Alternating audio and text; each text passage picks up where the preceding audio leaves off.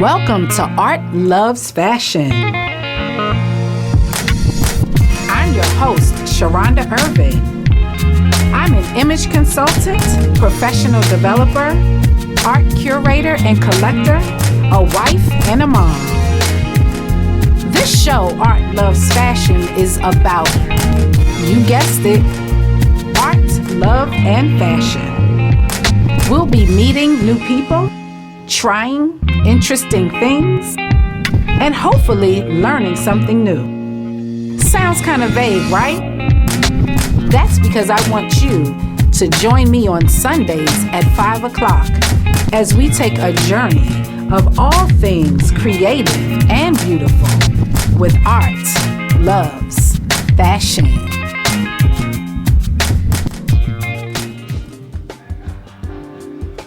Hey everyone, happy Sunday. It's edition number 3. Woohoo!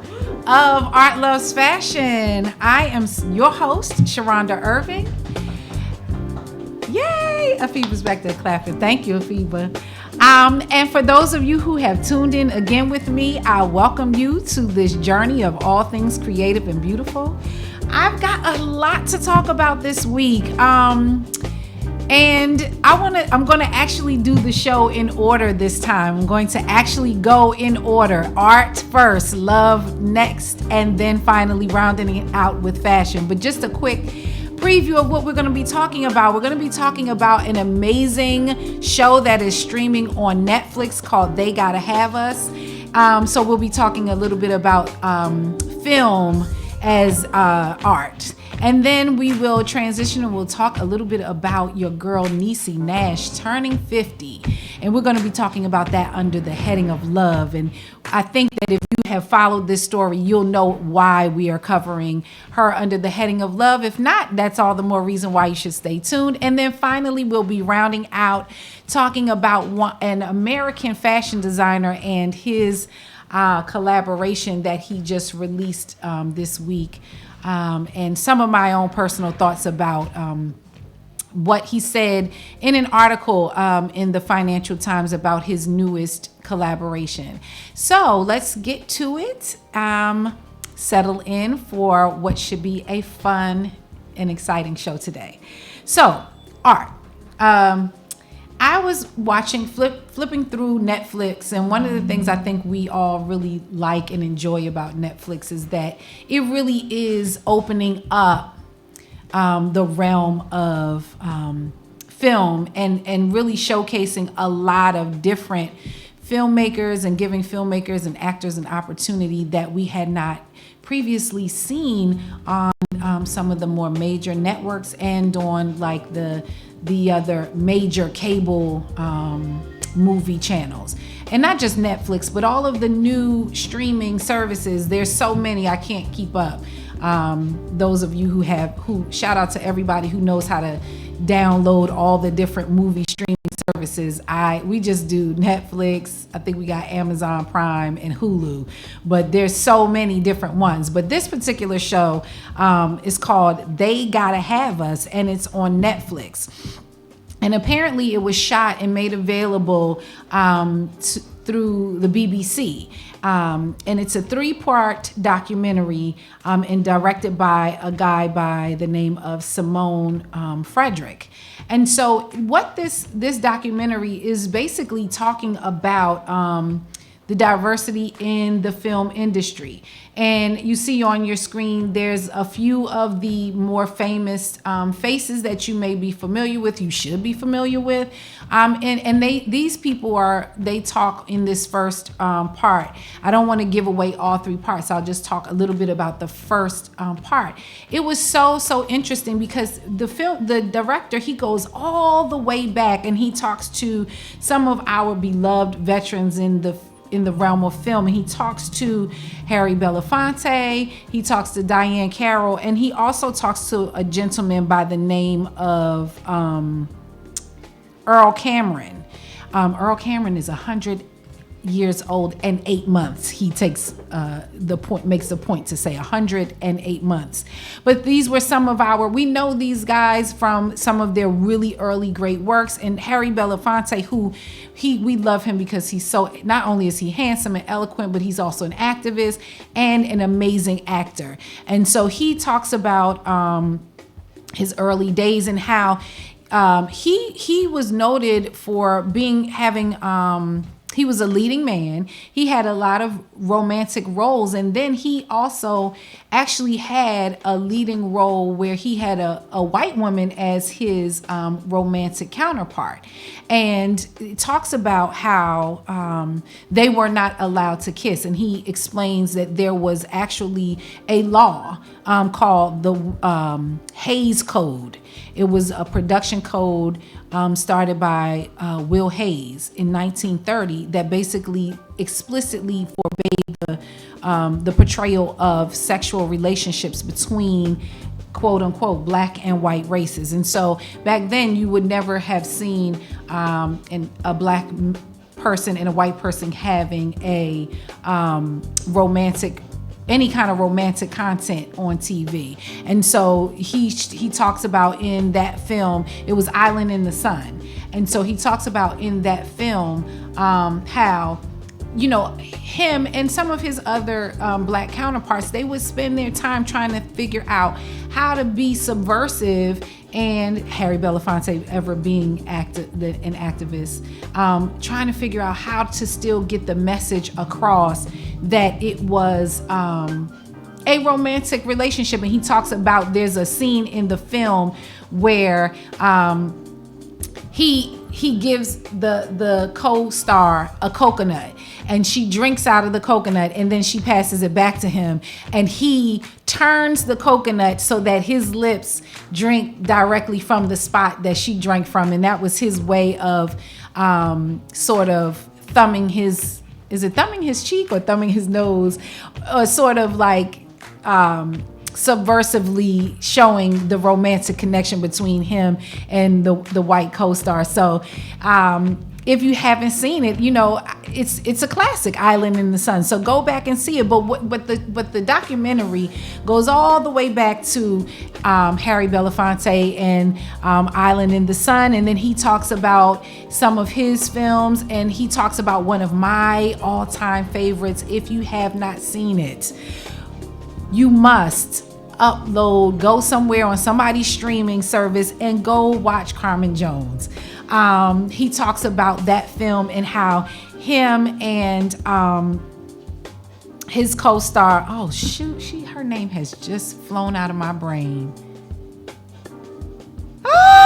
I'm gonna have to Google it. And this is my favorite, one of my favorite movies, but oh my gosh. He talks about this movie and how in that movie, this was one of the first times that Dorothy Dandridge, okay, I'm tripping. Him and Dorothy Dandridge were able to have this movie that was about black folks, and really, really not in a stereotypical way, and not, it was sort of true to who we were. And in it, if you haven't seen it, you have to see it. I mean, she does an amazing job. She plays this like sort of hard scrabble yet super beautiful woman and he plays a military man. I think he was in the Air Force, and how they meet, they fall in love, and all this crazy stuff happens in the midst of them falling in head over heels in love, like overnight. And so in that they get to kiss, and in that they get to have these romantic scenes, and it doesn't get cut out. And what he points out that was interesting is that film back at that time, it was shot in 10 days, which is unheard of, right? And the box office made $9.8 million. And in today's world, that would be $87.5 million. A black film with two gorgeous black stars.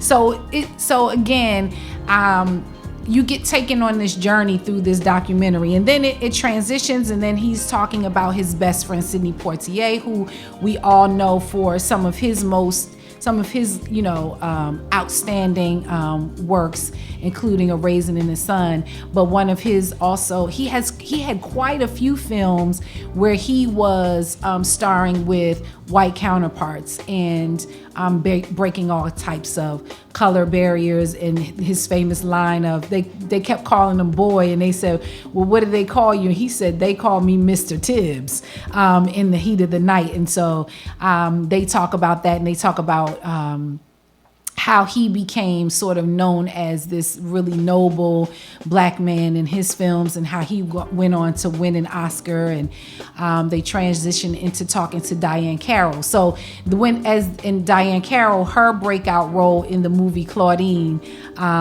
shout out to my husband, who that's his one in his top two. So Sidney Poitier's film and Diahann Carroll's film being his two favorite. But Claudine and her portrayal of this single mother with all these children, and James Earl Jones comes into her life, and they have this relationship. And so this documentary, They've Gotta Have It, starts off with them like as being sort of the pillars of the black film industry. And then the documentary really takes us on a really, really enjoyable journey where they are schooling us on the history of black film, but also at the same time talking to some of our contemporary actors about how they got into film, what made them become interested, who their inspirations were. And so you get to see contemporary actors talking about who were their inspirations,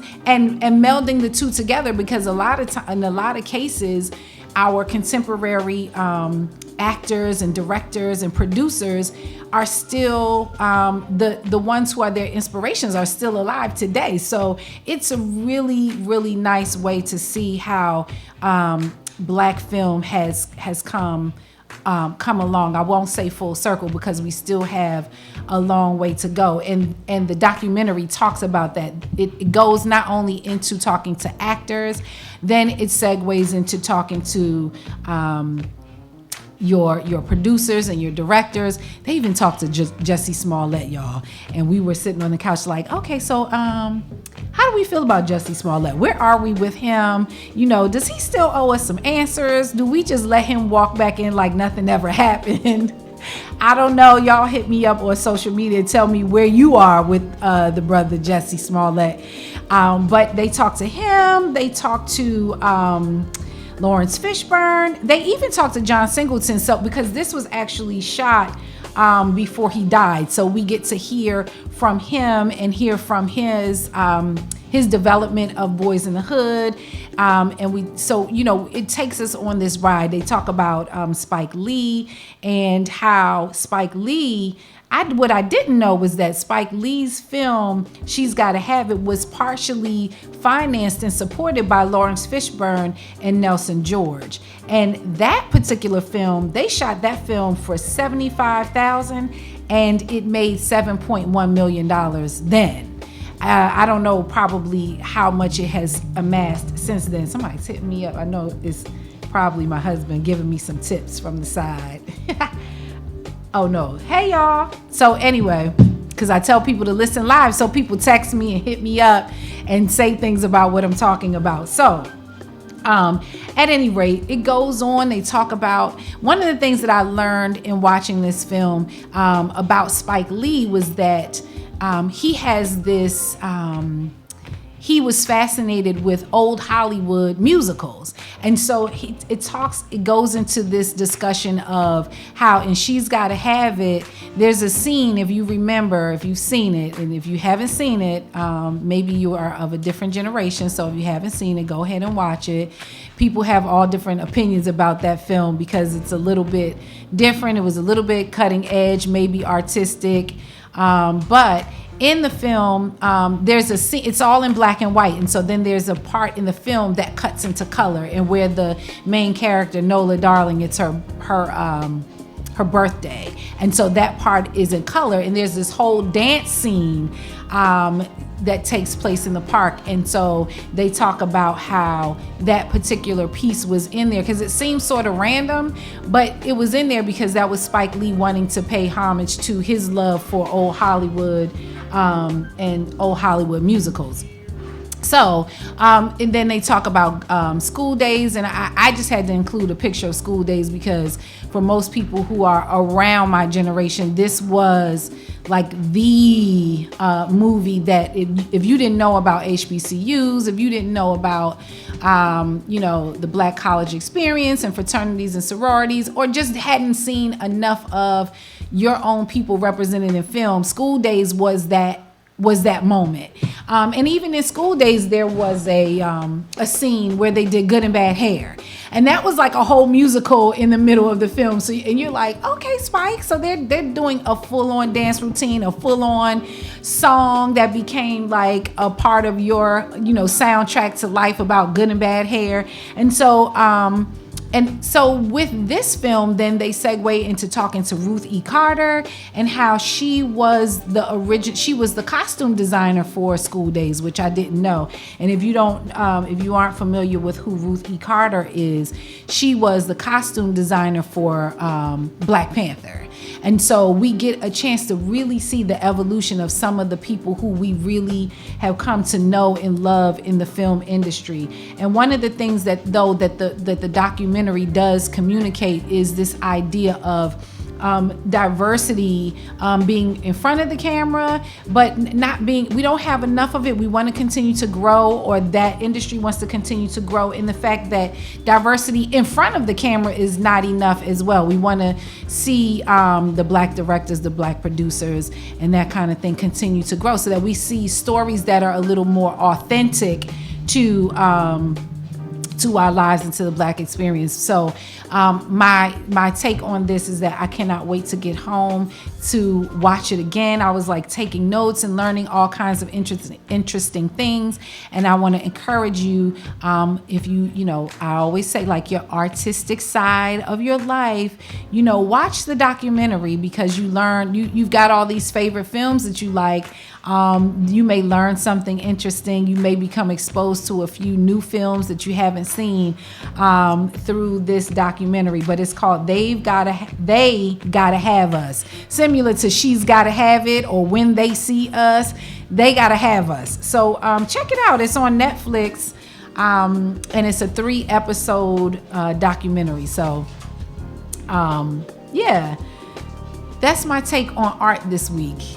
And if you caught the show last week, I would love to hear from you guys on if you got a chance to go to the museum and see the African art exhibit. I got to figure out I'm going to post a few clips from that last show, because like I said, if you didn't catch me live, we're having some technical difficulties with YouTube. They didn't like what I did, so I've got to figure out how to get some of that information and some clips from that show reposted or something. Maybe we can just re-air the show or something. I'll talk to Afiba and he'll help me figure it out. So next up, my next topic, art check. Now let's go on to love. Stevie Wonder said, "Love's in need of love today." That's one of the reasons why I'm talking over my transition music. Hey.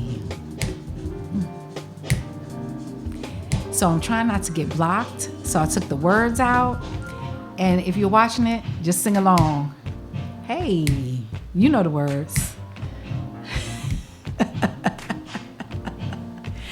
All right, so we can fade that out.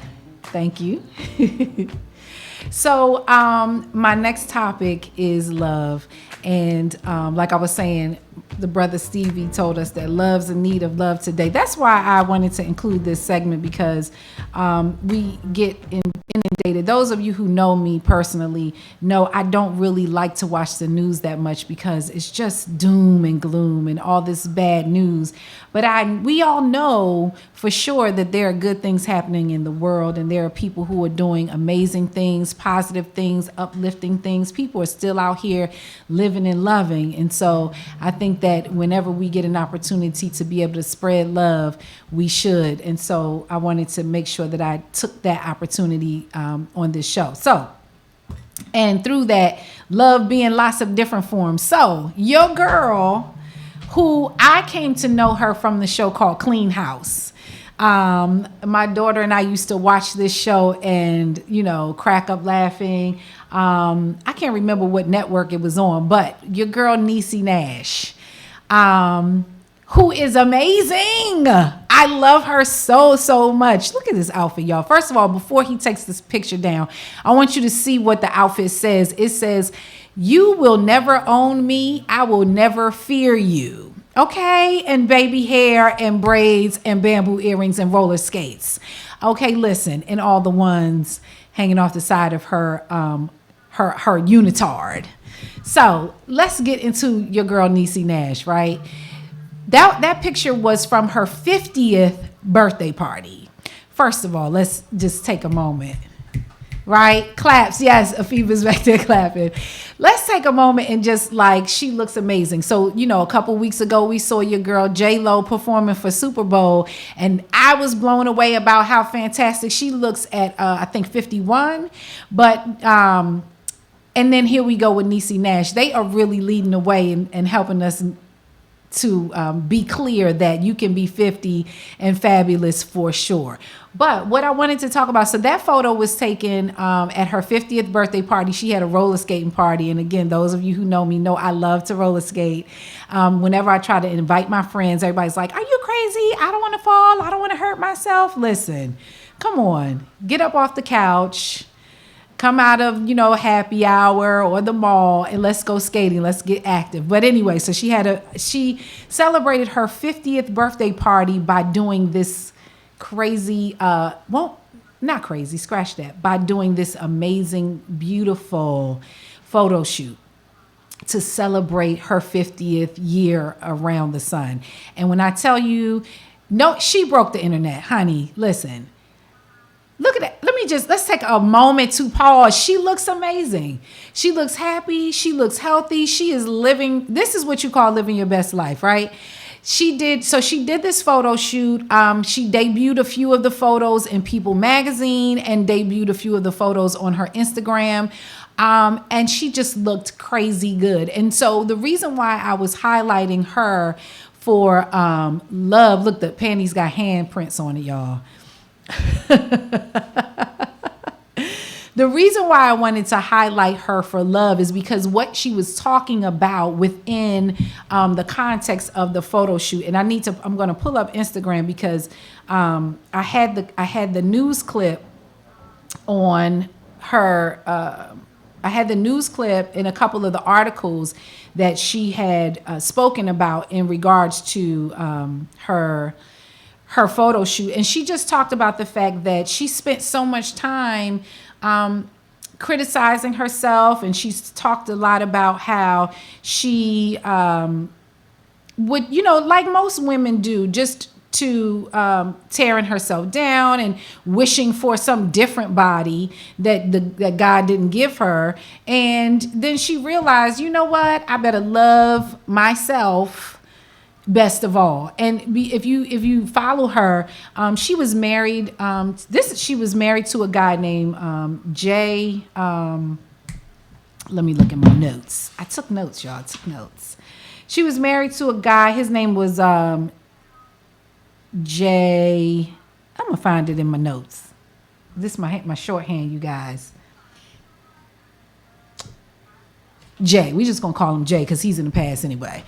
So her and Jay were married for 8 years, and she announced her divorce in October. And then she went on she got an award, Essence Black Women in Hollywood Award.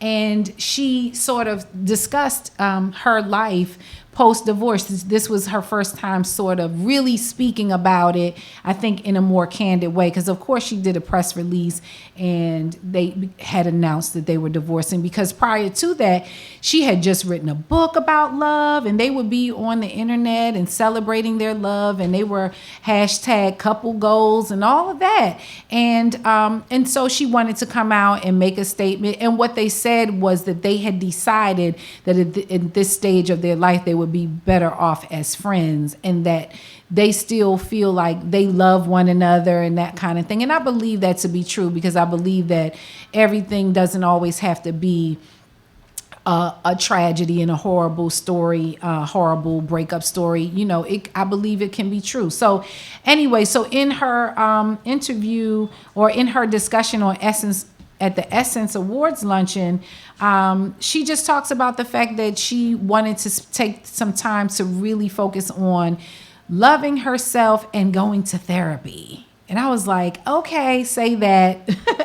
And I took a quote from her speech. She said, "I was a human being transitioning into a human becoming. Becoming the thing that the women in my family before me have yet to become." And I was really struck by that, because we talk about being a human being. And I think that, you know, people have a lot of deep and profound things to say about a human being versus, like, you know, being and living your life and being in the present moment and that kind of thing. So being as an action word. But she said a human becoming. And I was like, wow, meaning like to recognize that we are works in progress, and we are transitioning, and we are always evolving and always getting better. And so I was like, oh, I really love that, a human becoming. And so, you know, sometimes life happens and you don't know what is the next phase. So you could be thinking, you could think that you are being this way, and then something happens in your life, and then you become something new and something better. And so I just wanted to take a minute during this love segment to talk about how I love what she was doing in those photos, and how she really took a moment to, like, love herself and to show her body. And then she if you follow her on Instagram, she said that the photo shoot was inspired by, she had posted this picture of herself back in July, and she had been trying on a swimsuit.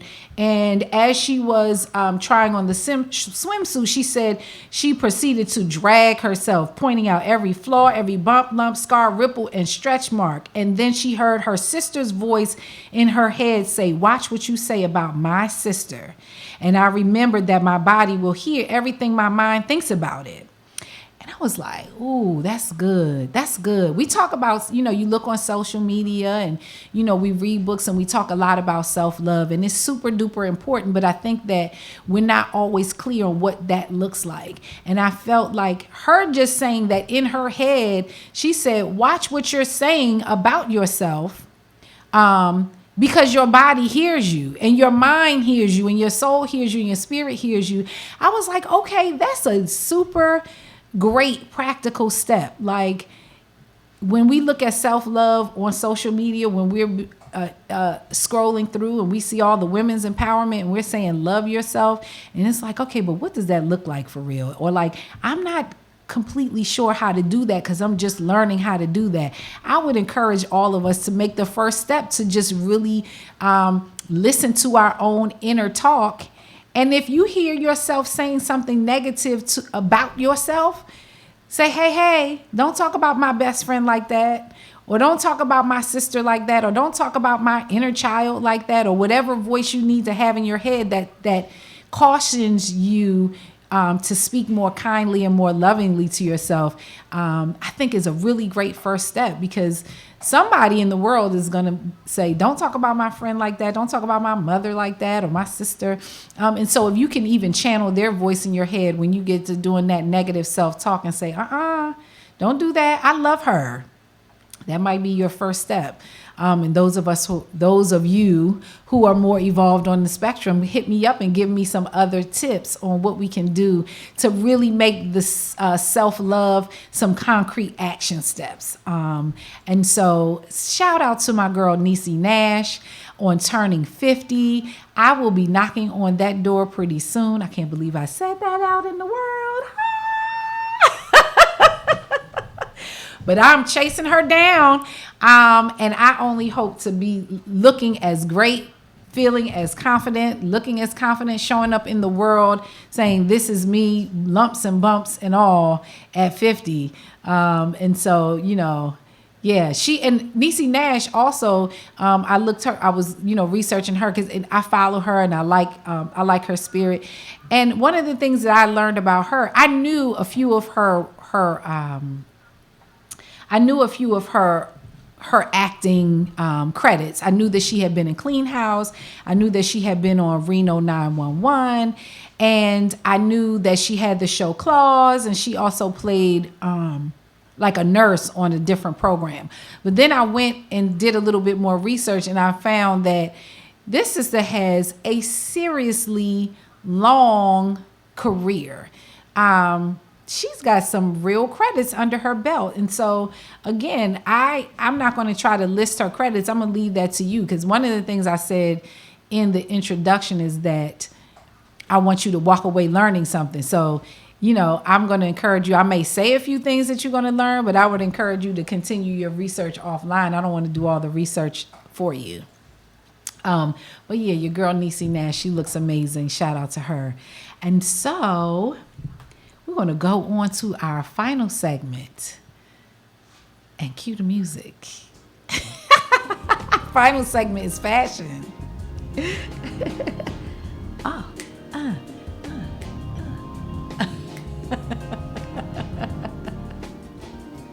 And as we transition, my phone is buzzing. Somebody's trying to tell me something.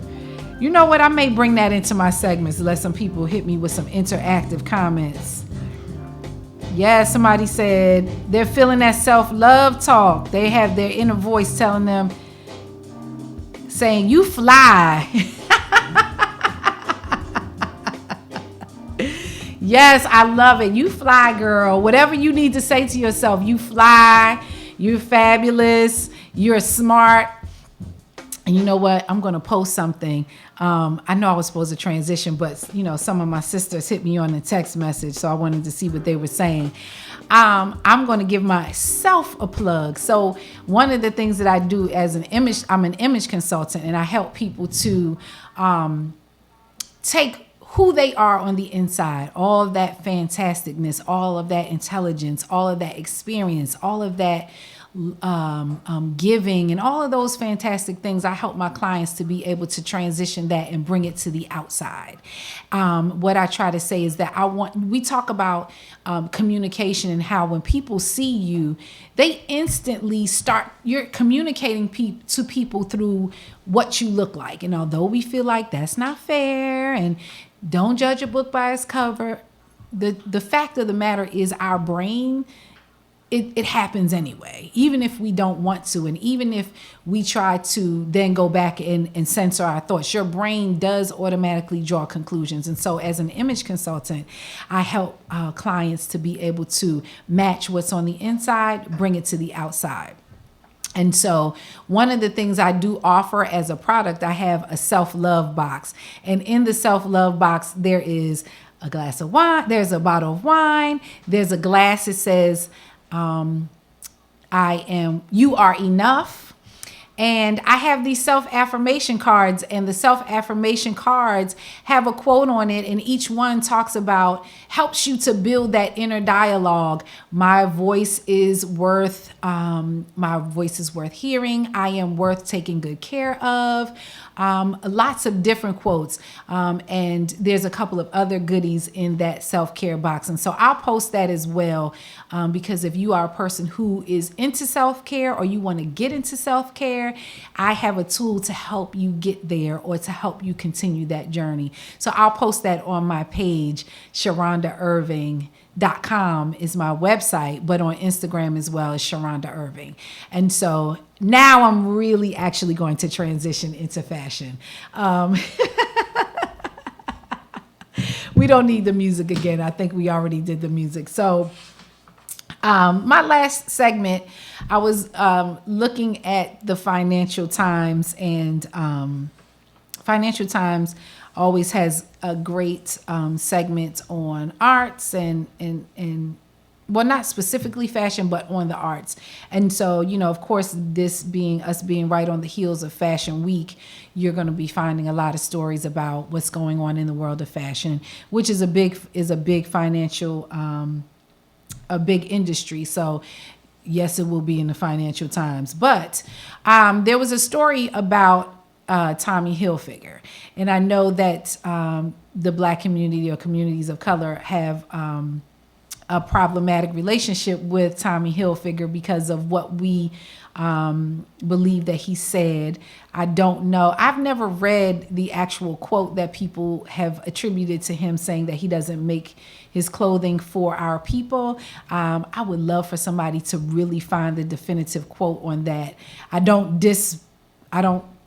wouldn't say he didn't say it. I'm just saying I'm not going to put out to the airwaves that it's an actual fact if I haven't read it. But at any rate, so Tommy Hilfiger over the past couple of years has been doing some collaborations with a couple of celebrities.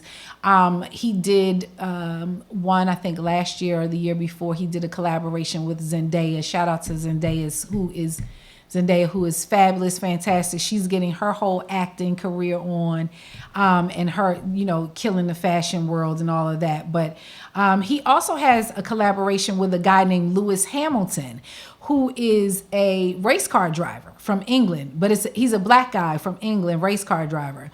And he has a collaboration with him. It's called Tommy and Lewis. They've done 4 seasons together.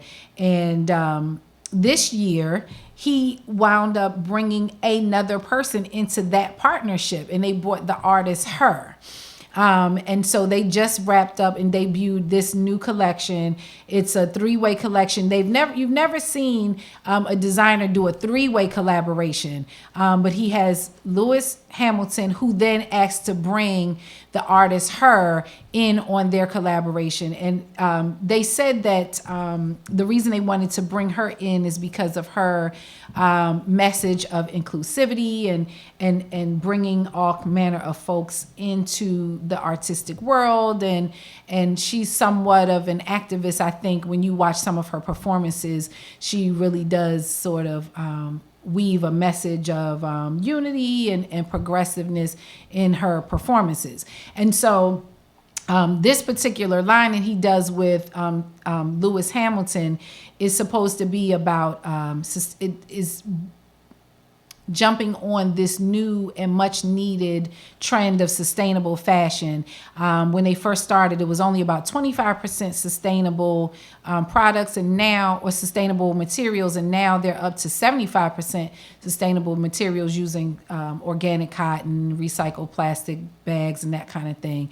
And so this particular line just came out. I looked at it. I don't want to dog my girl H.E.R. and I don't want to dog Lewis Hamilton. I thought it was true to the Tommy brand. Not them. You showing not them. So I didn't include any pictures of the new line, and it's okay. But I looked at it. You can find it. I think they're selling it in some of the mainstream department stores. It was true to the Tommy brand. I think some of the things I saw when I looked at it, there was like a lot of oversized pieces. H.E.R. said that she wanted to make a couple jumpsuits, and they've got some of the buzzwords I think that they wanted to communicate. It says like unity on it, or loyalty. I think there was one. It says something else, but it's that kind of thing with hoodies and jumpsuits and oversized t-shirts and that kind of thing. A couple of like bandanas or like silk scarves and that kind of thing. Not bad. it feels familiar. It feels like the Tommy Hilfiger brand. But what I thought was interesting as I read the article, and I think that it probably felt familiar to me because he talked about giving this nod to like the 90s and the 80s oversized trend. Now, this is where it got a little problematic for me in the interview. I was loving what I was reading about Lewis Hamilton. I love her. I think her music is phenomenal. She's super cute to me. Her style, you know, the oversized look and all that kind of thing, I think was super cute. But the article, when the person who wrote the article, and I have her name in my notes as well, she asked him about some of his inspiration. Oh, the person who interviewed him, her name was Lauren Endvik, and she asked, what did he think that people might want to see, you know, as this runway collection comes out? And he says, and this was a quote from the article, and the article was written in the style of a Q&A, so his answers are quotes. He said, Billie Eilish showed the millennial world the new shape. It's relaxed, it's oversized, it's very 90s street. Pause. That was problematic for me because I thought it was kind of tone deaf. Come on, Tommy. Now, I said that I don't know if you said what you said before, but you going to credit Billie Eilish with the oversized trend? Come on, Tommy. You've been collaborating with this guy, Lewis Hamilton, for a while. You reach out to the artist H.E.R, but then you credit the oversized trend and showing the oversized trend to Billie Eilish.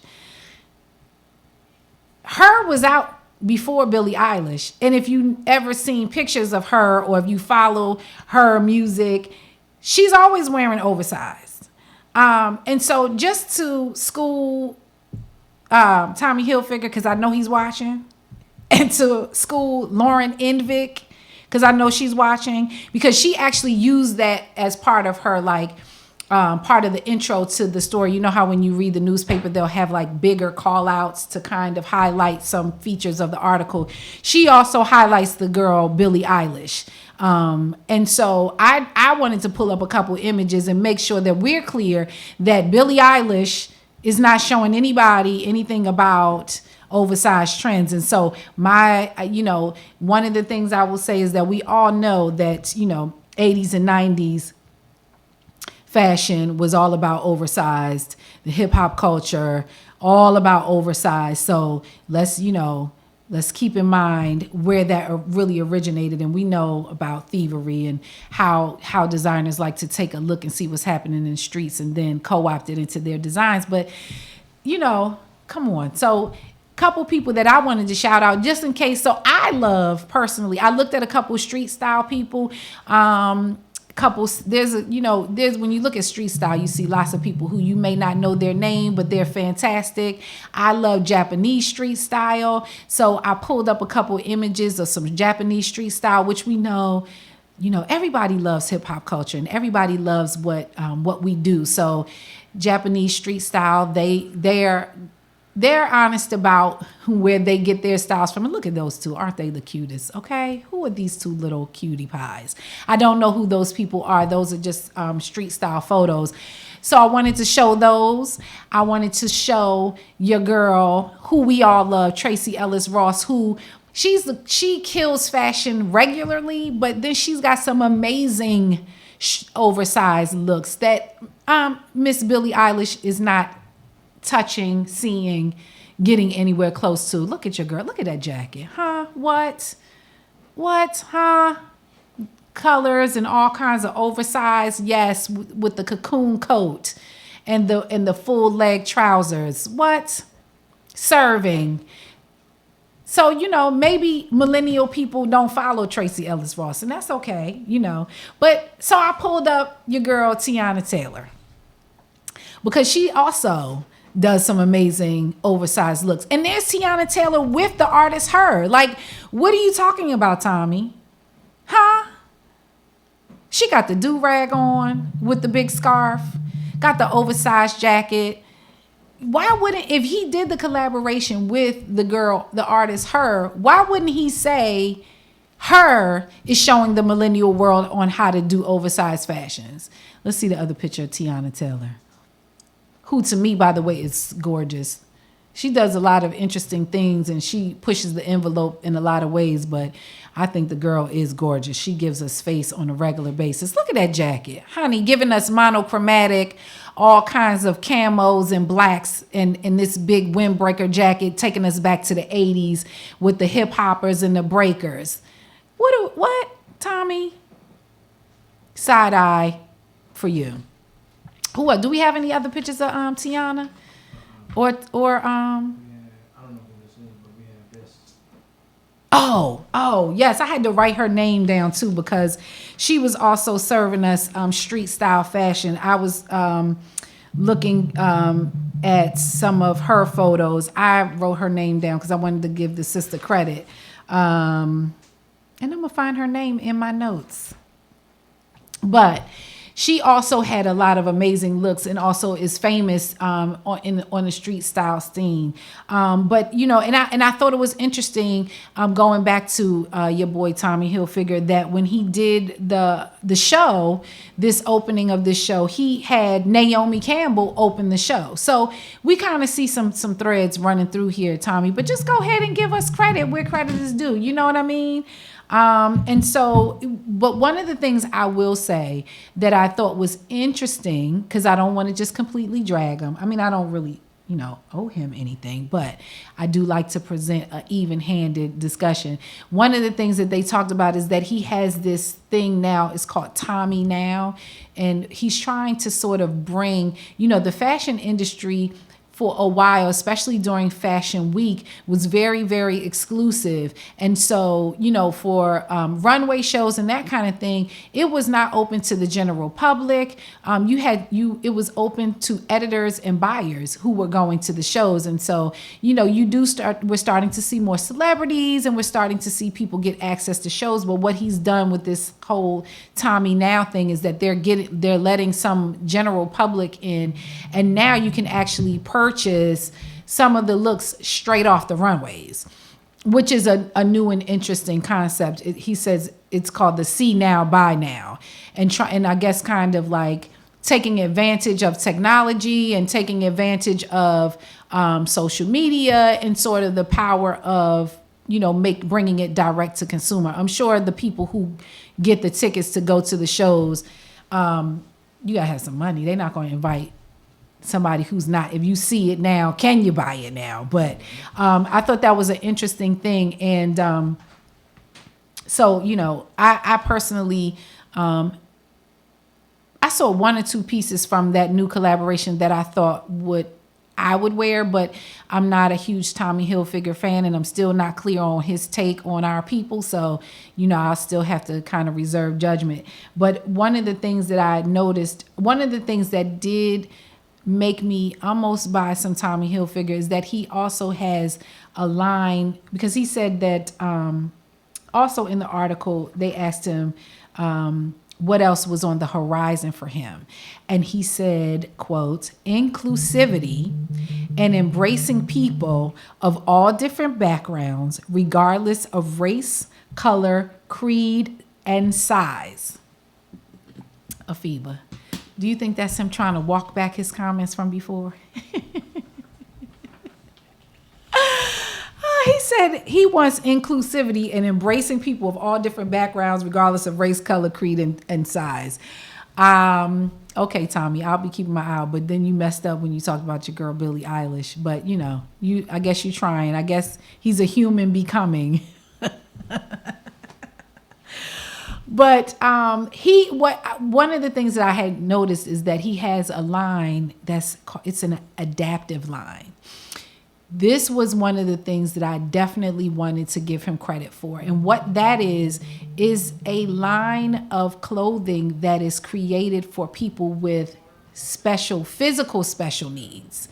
And so it's fashion for people who are in wheelchairs, people who may have some sort of physical difference that would make it difficult for them to get dressed. And what I noticed it because at the beginning of this year, my father had a debilitating illness that caused him to have his feet amputated. And so through that journey, I was reading in a magazine or flipping through something and happened to notice that he had a whole line of clothing for people in wheelchairs.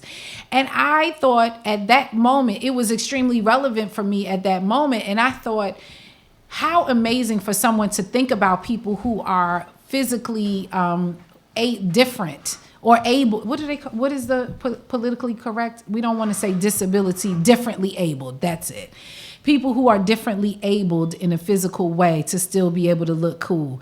And so it's like there's not buttons, there's magnets instead of buttons and Velcro instead of zippers. And some of the shirts I think they open in the back. So if you have different kinds of like things that you have going on that you can't have an entire shirt that you've got to button up, you can still look modern, still look cool with wearing his adaptive line. And so I do want to give Tommy Hilfiger credit for bringing that to the market. And so, but at any rate, you all let me know what you think about Tommy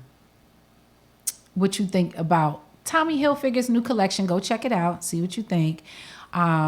What are your thoughts about him pointing to Billie Eilish as showing millennials about the oversized trend? If you're a millennial and you happen to know who I am and you happen to be watching this show,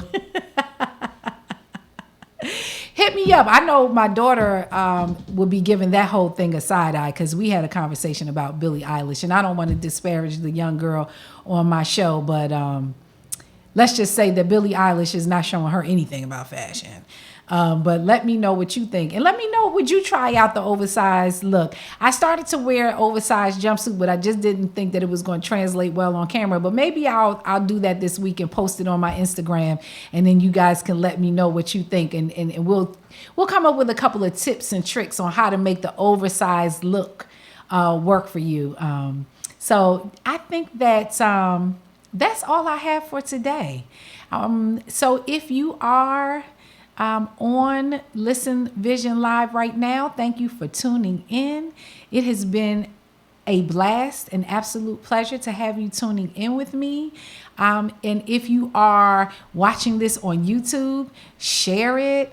Tell people to go look at it. I would love to hear your opinions. Again, you can find me on Instagram under Davila-Irving.